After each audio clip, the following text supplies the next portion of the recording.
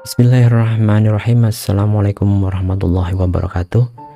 Selamat pagi, salam sejahtera buat Anda semua di seluruh Indonesia, mitra-mitraku, mitra-mitra NASA, dan mungkin saja para subscriber dan viewer dari channel YouTube Nunu Chandra.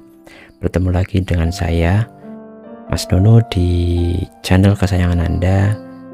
Di video kali ini saya akan coba berbagi informasi atau sharing tentang cara berdagang Rasulullah agar sukses dan berkah. Simak sampai akhir, jangan di skip. Mari kita praktek menuju ridho ilahi.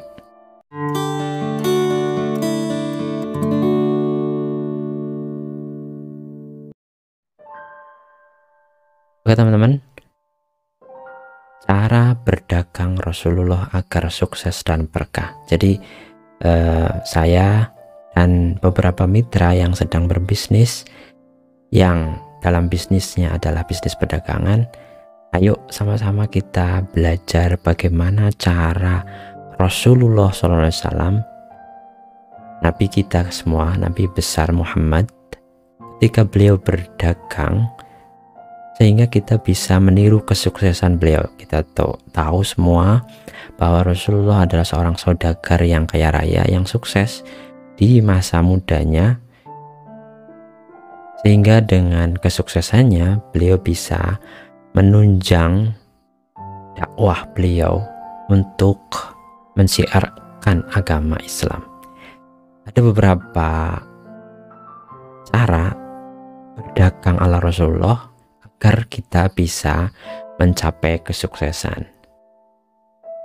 Nah, ini dia cara berdagang Rasulullah SAW agar sukses dan berkah.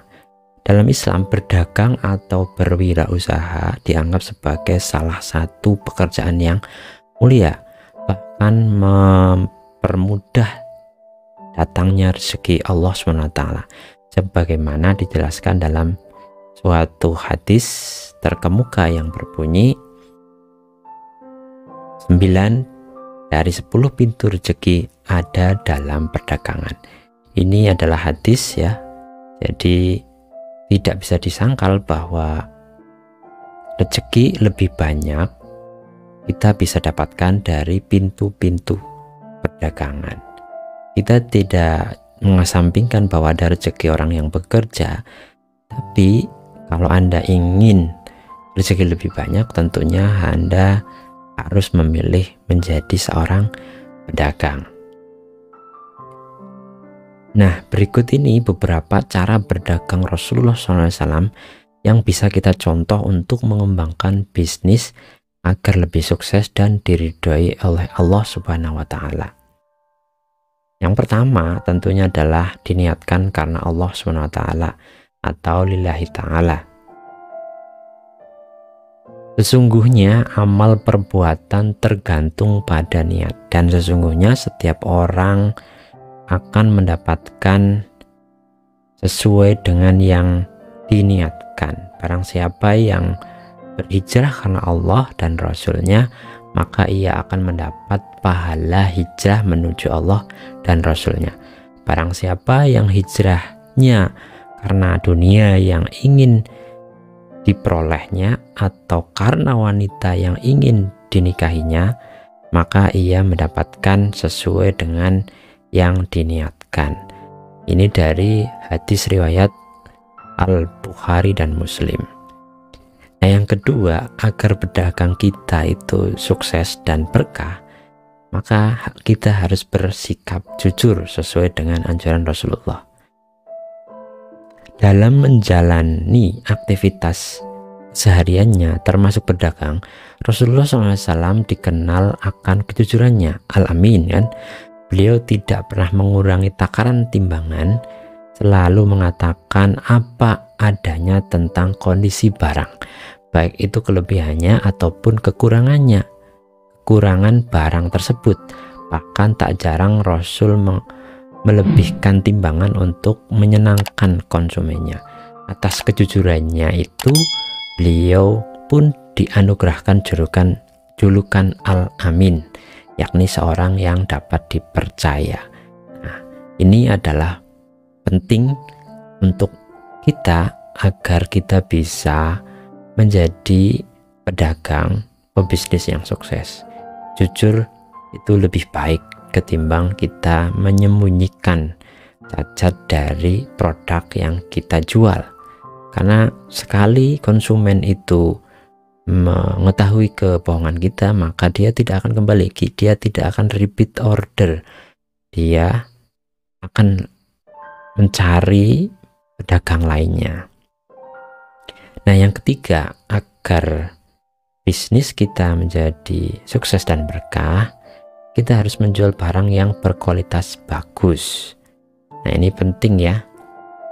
Prinsip berikutnya yang dianut oleh Rasulullah SAW dalam berdagang, yakni menjaga kualitas barang jualannya.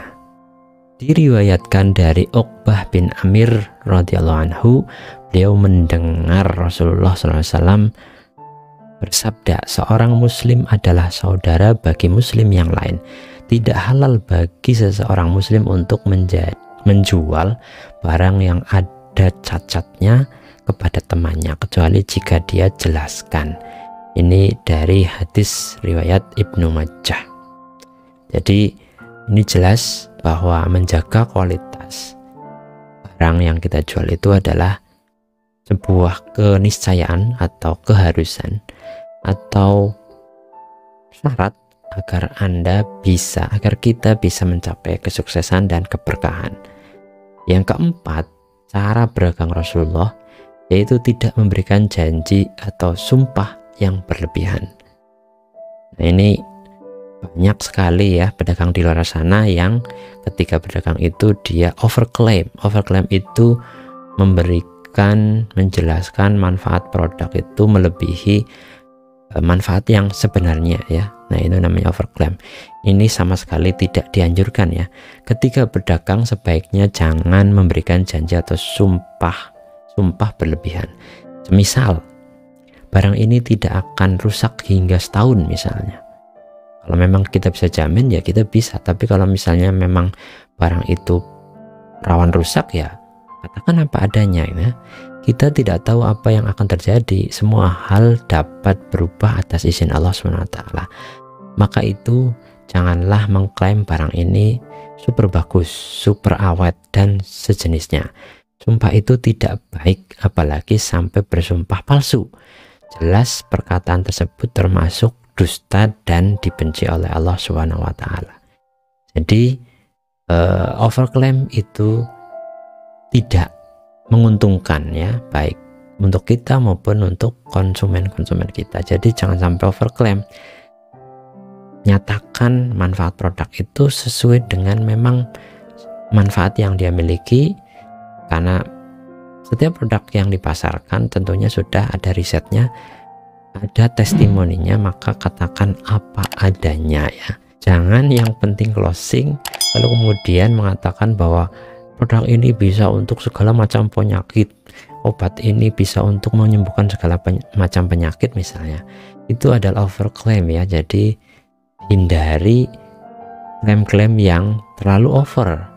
Nah, itu bisa menyebabkan konsumen lari karena merasa dibohongi ya. Kemudian cara berdagang Rasulullah yang kelima itu saling menguntungkan kedua belah pihak, antara penjual dan pembeli. Jangan sampai ada yang dirugikan ya.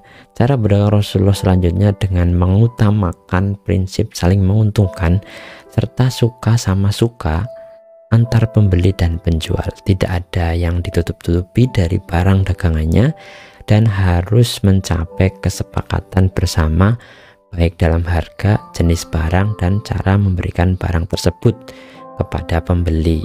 Nah, di sini kita tahu bahwa cara memberikan barangnya pun itu ada kesepakatannya. Nah, di sini kan kadang-kadang masih ada yang mendebatkan tentang bisnis online nih, bisnis yang tidak bertemu antara penjual dan pembeli, itu tidak bertemu langsung. Nah, asal sepakat antara penjual dan pembeli walaupun tidak bertemu secara langsung dan tidak ada yang ditutup-tutupi dari cacat barang produk dan harganya juga saling suka sama suka, artinya saling ikhlas, itu tentunya hukumnya halal, walaupun penjual dan pembeli tidak bertemu secara langsung. Nah, cara pemberian barangnya melalui ekspedisi yang disepakati. Jadi tidak ada unsur paksaan untuk memilih ekspedisi.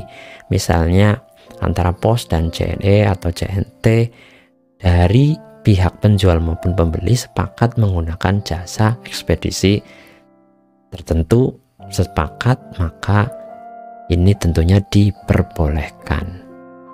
Kemudian yang keenam, cara berdagang Rasulullah yang patut kita tiru agar kita bisa mendapatkan kesuksesan dan keberkahan, tentunya adalah bersikap ramah dengan pembeli. Ini penting ya, bersikap ramah dengan pembeli, karena pembeli itu tidak hanya membeli produk, tapi membeli Anda, membeli kita sebagai penjualnya, membeli keramahan kita, membeli sikap kita. Nah, bersikap ramah, santun, dan selalu tersenyum kepada pembeli juga merupakan cara berdagang Rasulullah SAW. Apabila kita bisa bersikap baik dengan pembeli, maka pembeli pasti juga senang. Sebaliknya, jika kita menunjukkan wajah yang judes dan cemberut, tentu pembeli akan malas dan kabur, tidak akan membeli ke tempat kita lagi. Nah ini, jadi pelayanan Anda adalah nomor satu. Tidak bisa kita melayani para pembeli itu dengan muka yang tidak enak, cemberut gitu. Begitupun dengan para mitra-mitra Anda ya. Anda mungkin ketika mengembangkan bisnis, Anda merekrut, mengajak reseller atau member bergabung ke bisnis Anda.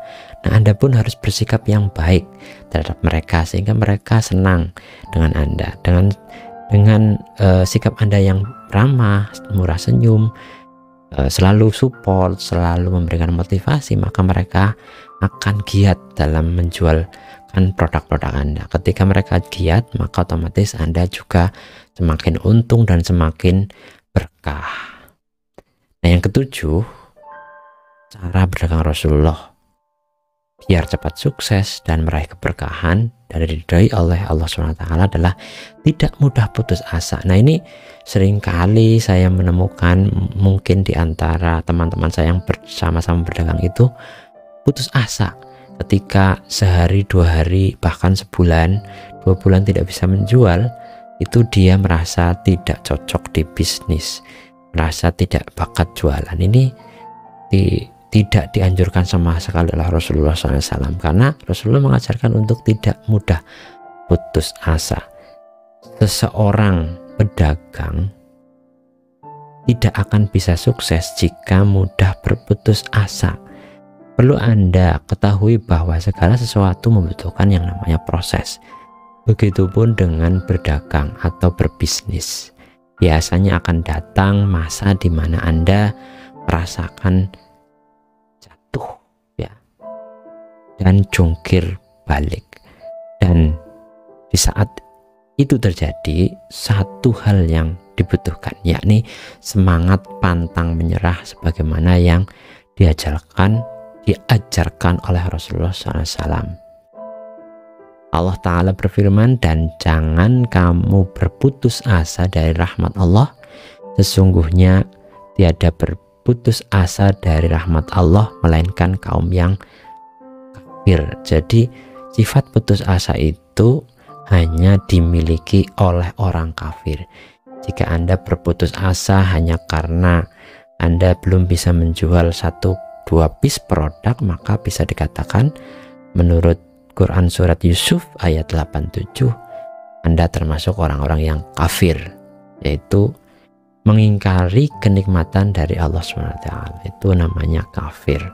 A'udzubillahi min dzalik. Dan yang ke-8 atau yang terakhir dari cara berdagang Rasulullah yang patut kita tiru, yaitu tidak melupakan ibadah. Nah, ini juga sangat penting ya. Kunci utama keberhasilan Rasulullah SAW dalam berdagang yakni tidak melupakan ibadah. Allah Subhanahu wa Ta'ala berfirman, Hai orang-orang yang beriman, janganlah harta-hartamu dan anak-anakmu melalaikan kamu dari mengingat Allah. Barang siapa yang berbuat demikian, maka mereka itulah orang-orang yang rugi. Ini dari Quran surat Al-Munafikun ya. Nah, itu dia 8 cara berdagang atau berbisnis ala Rasulullah yang patut kita tiru agar kita cepat sukses dan mendapat keridhaan dari Allah Subhanahu wa Ta'ala. Jadi jangan lupa dipraktekkan dan selalu berniat ibadah, karena Allah SWT niatkan segala sesuatu termasuk dalam bisnis itu, niatkan untuk beribadah, karena sungguhnya manusia itu diciptakan untuk ibadah kepada Allah SWT. Cukup sekian video dari saya, mudah-mudahan ada manfaatnya. Jangan lupa subscribe. Bagi yang belum subscribe, yang sudah subscribe, terima kasih atas dukungannya selama ini terhadap channel Nunu Chandra. Sampai hari ini terus Anda menjadi viewer yang selalu mengikuti materi-materi yang di-share setiap 3 kali dalam seminggu. Share kepada orang-orang yang membutuhkan informasi yang sama juga dengan Anda. Jangan lupa kasih like dan komentar di kolom komentar agar kami semakin bersemangat untuk memberikan materi-materi yang sekiranya bermanfaat untuk kita semua dalam berbisnis. Thank you. Wassalamualaikum warahmatullahi wabarakatuh. Semangat pagi, salam sejahtera, salam sehat semua untuk Anda. Dadah, see you next video.